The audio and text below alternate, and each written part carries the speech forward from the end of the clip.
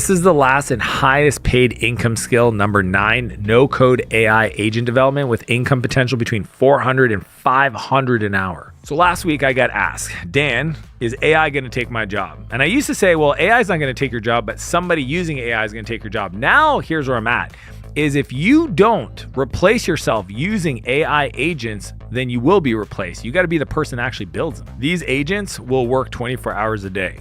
They don't complain. They don't take vacation, and they do the job 100% the same way every time they do it. That's why agents are so powerful. So what I want to teach you is how to build AI agents so you can essentially replace employees within these companies and get paid to do it. The first step is you have to define the job.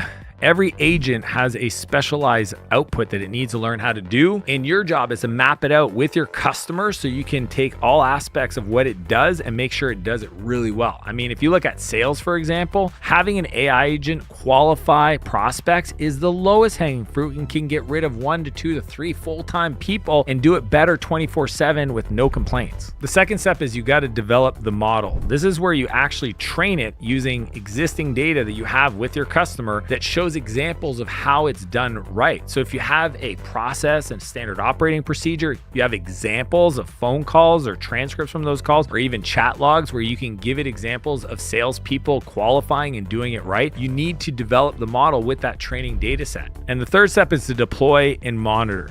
If you don't build a system that looks at the output and measures the quality of it and give it a thumbs up or thumbs down, then you're not training the AI to get better and better over time. It's why most systems do have humans involved at first so that it can get smarter and smarter and essentially do the work even faster. For example, our sales team has this AI-powered sales chat tool that essentially takes all feedback from positive chats where the person bought, negative chats where it didn't get qualified fast enough or the deal didn't happen, and then uses that to feed the algorithm so they can get smarter about recommending new sales reps what to say, how to say it, when to say it, all automatically.